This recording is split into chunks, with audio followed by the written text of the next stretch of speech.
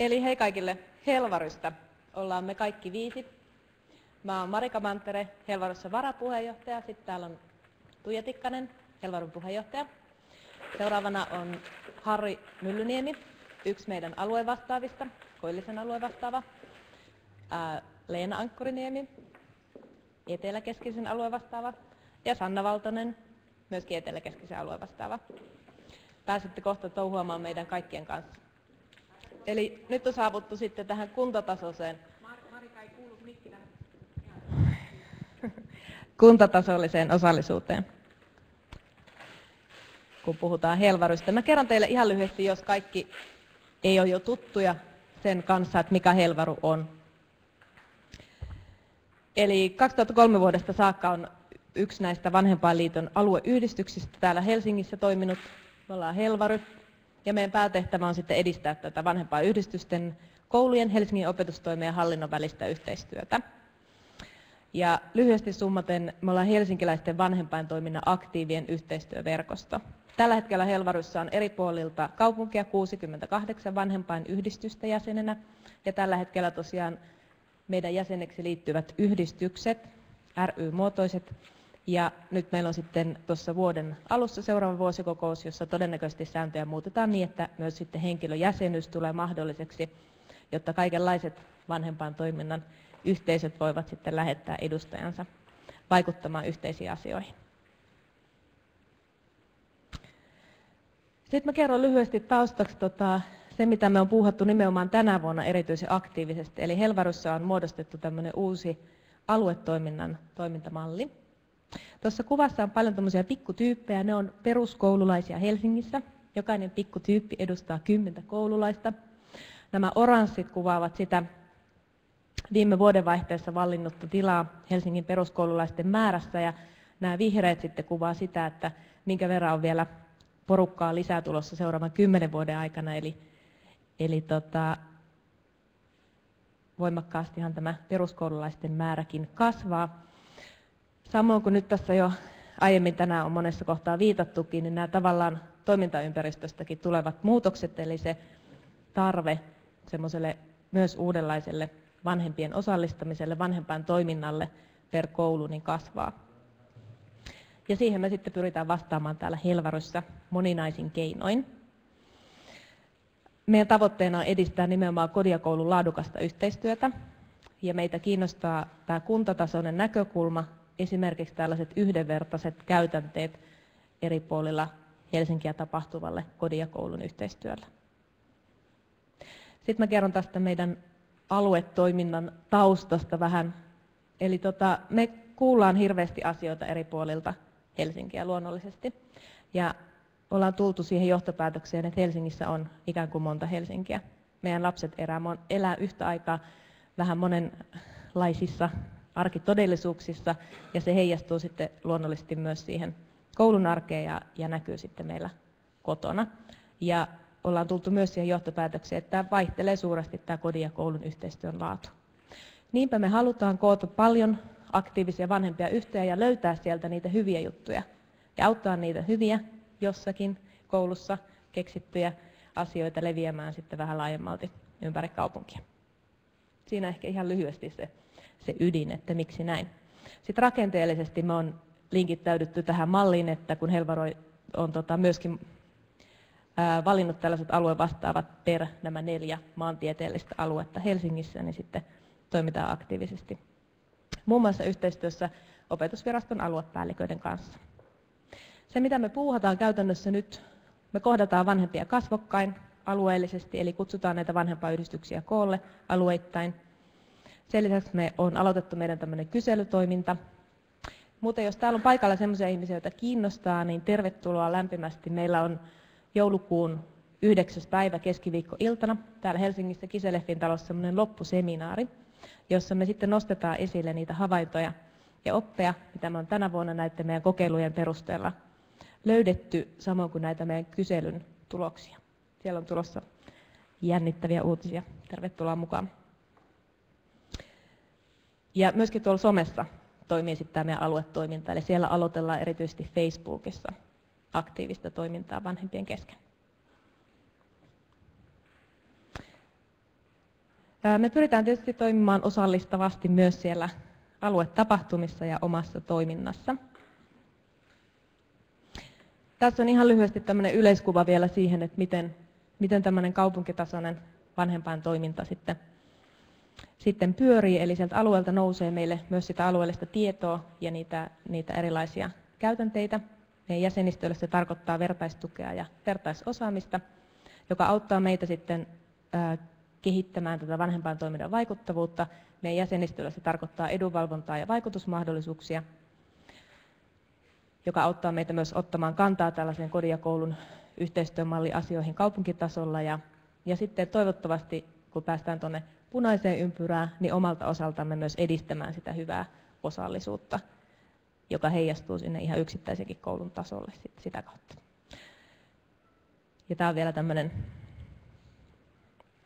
tavallaan sivistystoimen ja kaupungin kannalta kuva tästä meidän toiminnasta prosessina. Mutta nyt semmoinen pikkuinen lyhyt peukkuäänestys, kiitos. Miltä kuulostaa semmoinen uutinen, että me ruvetaan kohta pelaamaan? Näin vai näin?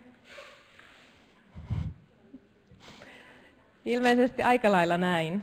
Hyvä juttu. Nimittäin me pilotoidaan tällaista yhtä näistä alustoista, jonka nimi on Seppo, näistä pelialustoista. Tiedä, onko jo tuttu, mutta täällä Helsingissä sitä on muun muassa tuolla Tapanilla ala-asteella just käytetty äskettäin, pistetty vanhemmat pohtimaan OPSia tämmöisen pelin kautta. Ja mehän käsikirjoitettiin sitten oma peli. Eli tervetuloa maailman parhaaseen kouluun. Teidät on juuri valittu oppilaiksi. Katsokaa sitä teidän nimilappua. Sieltä pitäisi löytyä kirjaintunnus. Ja niin kuin koulun aloituksessa aina, ensin jakaudutaan luokkiin. Te saatte jokainen luokka oman ryhmän ohjaajan ja pääsette pelaamaan. Okei, onkohan nyt kaikki palanneet kahvilta? Ilmeisesti. Jatketaan. Meillä on vielä Helvaru-osuutta jäljellä 20 minuuttia. Saaksit nyt tällaisen uuden peukkuäänestyksen fiiliksistä, miltä se äsken tuntui pelata?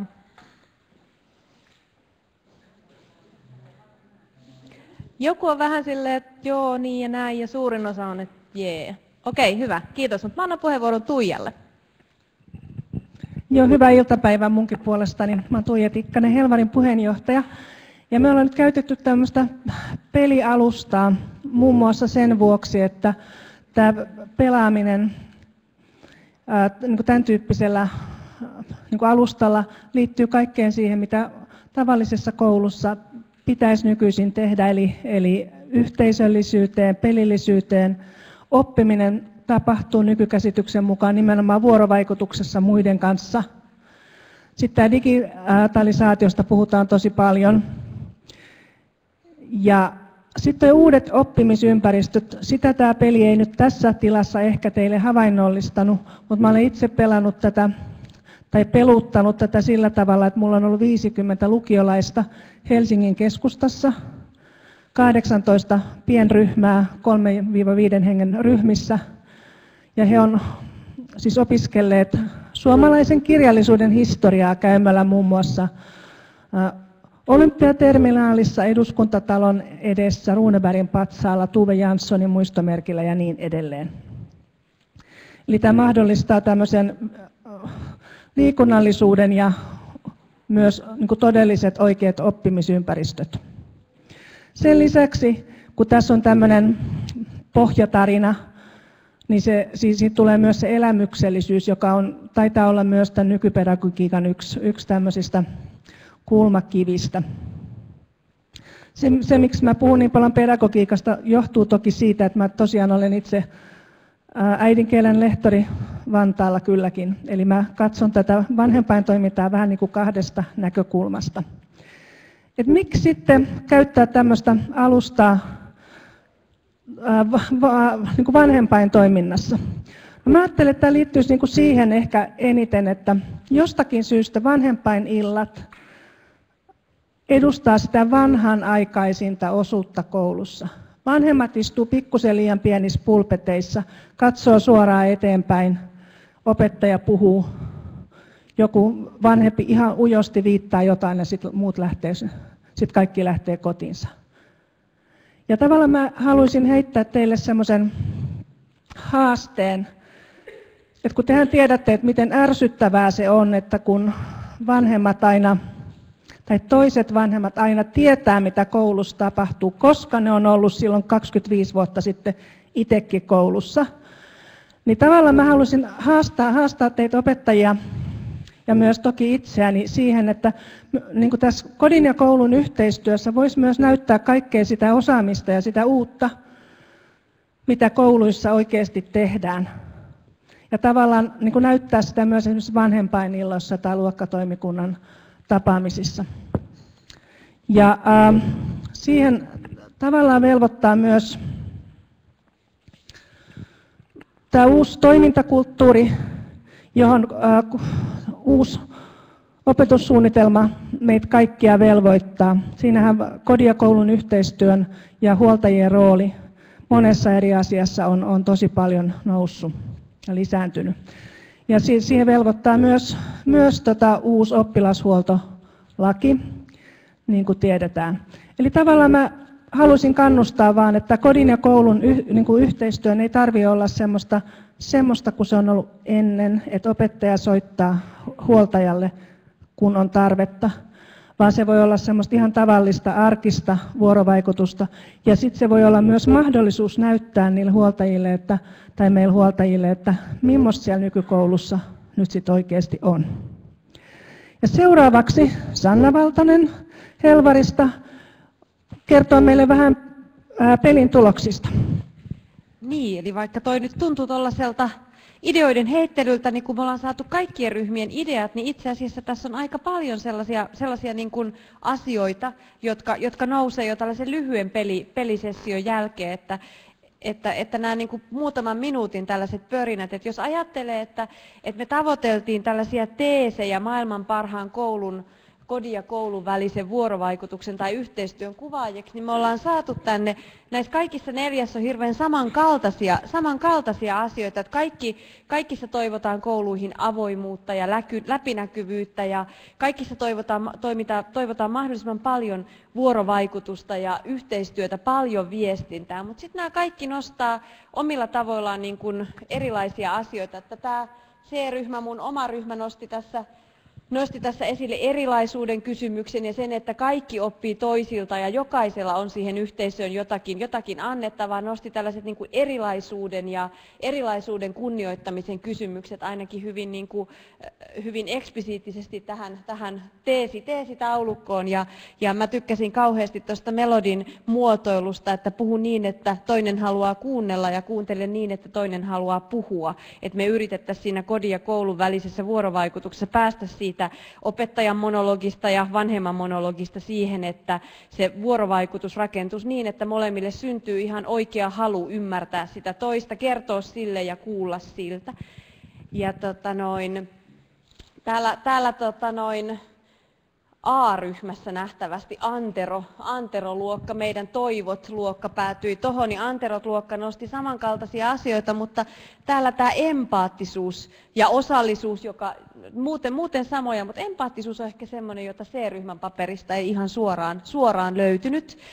Ja sitten täältä, onko tämä idän aurinko, ei kun tämä on Elontien peruskoulu nyt, niin täällä nostettiin esille sukupolvien ketju, joka on mun mielestä hirveän mielenkiintoinen asia. Että sekin olisi kiva, että se näkyisi, tavallaan se vertailu ja ehkä jonkun tämmöisen pelin kautta siihen voisi päästä vaikka käsiksi siihen, että miten paljon asiat on muuttunut ja miten siitä huolimatta, että me ei voida hypätä minnekään, vaan että meidän täytyy osata ottaa huomioon myöskin se, että mitä joskus on ollut ja mitä siitä ehkä voisitte oppia. Että on kiva, että mummit ja kummit ja tärkeät aikuiset ja sukulaiset ja kaikki muutkin on jollakin lailla mukana siinä koulussa. Elontien peruskoulussa on myös yhteisölliset aamukahvit, joka on mun mielestä aika kivan kuuluinen tilaisuus.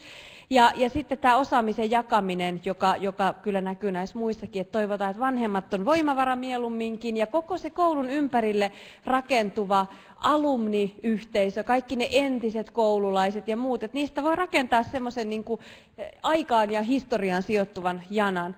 Ja täällä oli tällainen melkein tämmöinen runollinen Martin Luther King henkinen, be the change you want to see ja niin edespäin. Täältä löytyy tällaisia kauniita asioita, mutta läpinäkyvyys, sosiaalinen oikeudenmukaisuus ja rohkeus siihen vuorovaikutukseen löytyy tässä.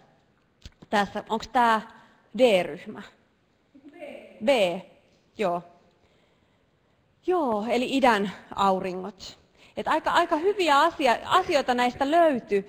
Ja sitten mä luulen, että hirveän monesta, ainakin mä nyt tuossa nopeasti Leenan kanssa juttelin, niin parissa ryhmässä nousi esille sellainen, että opettajatkin tarvitsevat työrauhaa ja halutaanko me ne vanhemmat joka paikkaan ja onko niillä oikeus tulla. Ja, no se selvisi kaikille, että vanhemmat voivat tulla, mutta olisihan se hyvä, että me löydettäisiin jotkut sellaiset pelisäännöt ja tavallaan neuvoteltaisiin siellä koulussa siitä, että miten tämä vuorovaikutus ikään kuin sujuu, että vanhemmat haluaa, tahtoo, niillä on kiinnostusta tulla mukaan siihen koulutyöhön ja sitten toisaalta niiden pitäisi ehkä tulla mukaan siihen koulutyöhön sellaisilla tavoilla, että se ei turhaa häiritse eikä kukaan koe sitä puuttumiseksi. Eli me varmaan tarvittaisiin ihan semmoisia vuorovaikutuksen pelisääntöjä ja mä ajattelen, että Vanhempainliiton ja näiden alueellisten järjestöjen tehtävä on nimenomaan miettiä näitä tällaisia vuorovaikutuksen pelisääntöjä. No sitten me päästiin äänestämään. Me saatiin aikaiseksi tällainen nelikenttä, joka on sikäli aika kiinnostavaa, että kaikki pitävät, tai valtaosa meidän täällä mukana olleista pitävät niin kuin, kodin ja koulun yhteistyön merkitystä kouluyhteisön ilmapiirille varsin suurena. Osan käsitys ei mahtunut edes tähän taulukkoon ja jotkut pitää kuitenkin kohtalaisen suurena tai keskivertona. Että ajatellaan, että koulun toimintakulttuuri paranee, kun siellä tehdään yhteistyötä sen koko yhteisön kanssa. Ja kodin ja koulun yhteistyön merkitys oppilaan hyvinvoinnille, niin sitä myöskin pidettiin pääosin aika suurena, että täälläkin on ylitetty rajoja, mutta siltä akselilta löytyy kyllä sitten ihmisiä ehkä täältä vähän niin kuin miinusmerkkisiltäkin akseleilta. Ja yksi on ihan eri mieltä kaikkien muiden kanssa. Nyt kun mä rupean jakelemaan tätä mikrofonia, niin mä olisin hirveän kiinnostunut myös tästä pallukasta, mutta en ehkä vie sitä sinne. Musta olisi kiva, että... Joo. Siis totta kai mäkin tiedän, että sehän on aivan huippuus, olisi tuolla, mutta kun ei ole mitään yhteistyötä, kun mä pidän niin yhteistyötä semmoista, mikä tehdään yhdessä työtä. Ei se ole yhteistyötä, että mä kasvatan sitä kotona, että mun lasta opettaja kasvattaa siellä luokassa tällaista. Mun mielestä se ei ole, se on ihan työtä vaan, ei se ole yhteistyötä. Kyllä.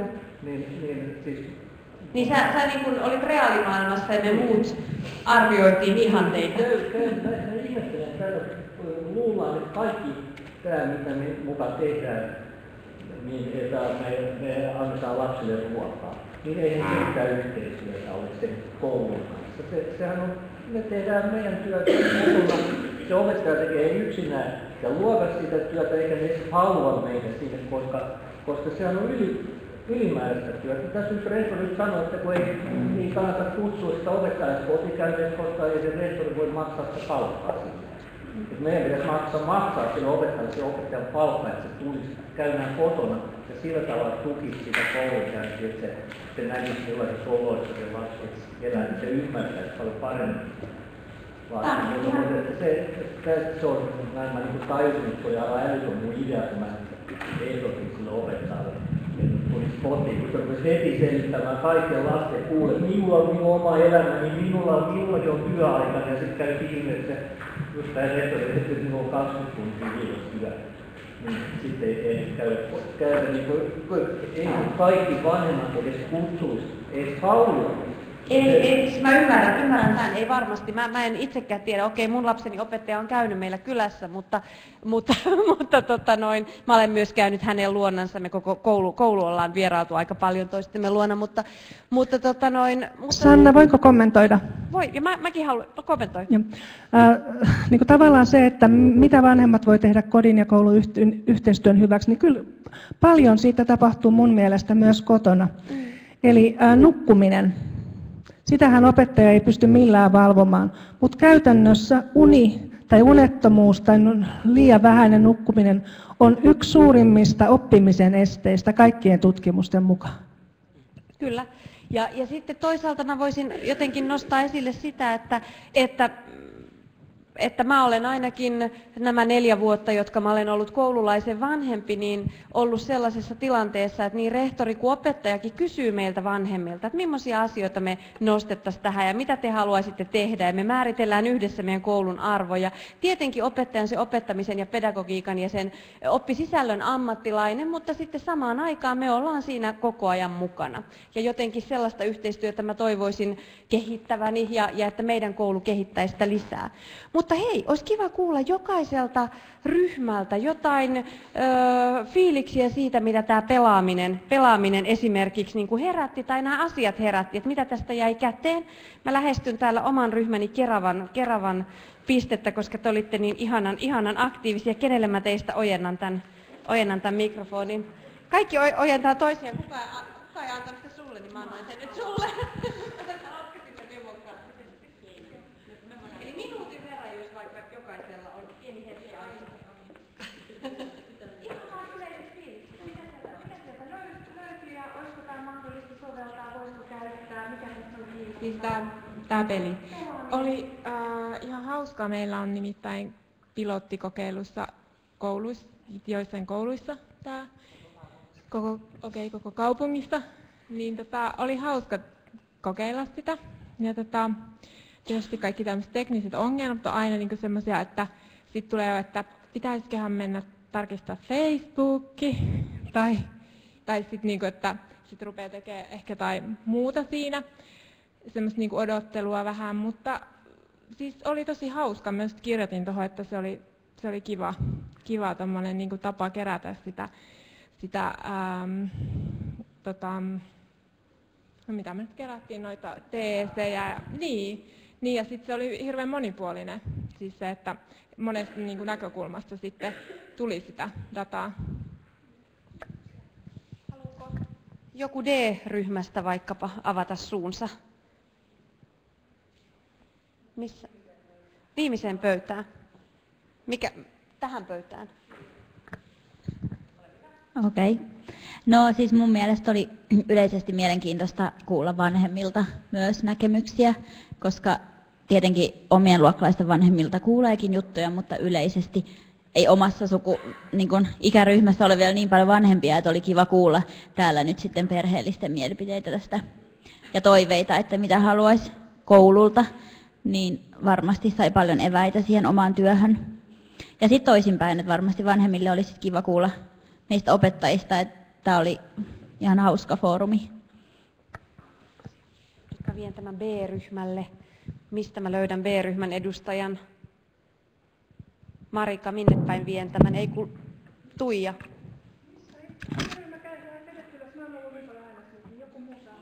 Joo, mutta B-ryhmäläinen. Kuka oli Tuijan ryhmässä? Kuka tunnustaa? Jos mä pidän tätä, koska sulla on sun kutimet. Sua osoitetaan. Apua. Kiva oli pelata ja hyvin voisin kuvitella soveltavani koulussakin tätä juttua, että monipuolisesti oppilaatkin voi laittaa sinne sekä tekstiä että kuvia ynnä muuta.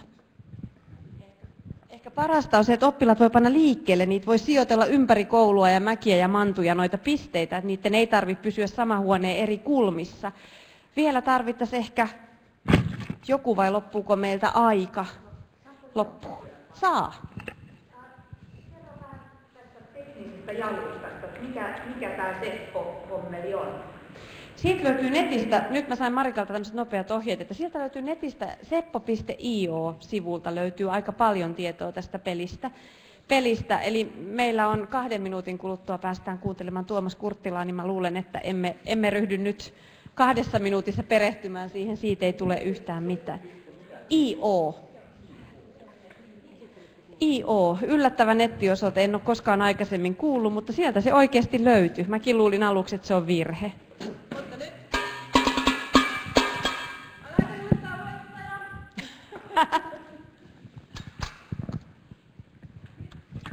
Ja voittajaksi tuli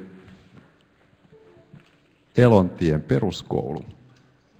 Eli D-ryhmä. Mitäs saadaan kuva tonne?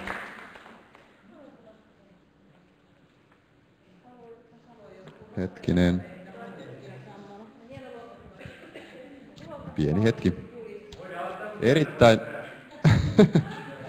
Joo. Kilpailu oli erittäin tiukka. Taisi mennä vähän niin kuin nopeiden vastaajien piikkiin tämä.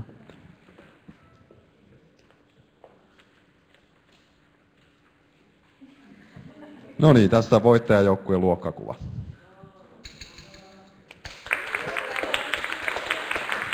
Kiitoksia.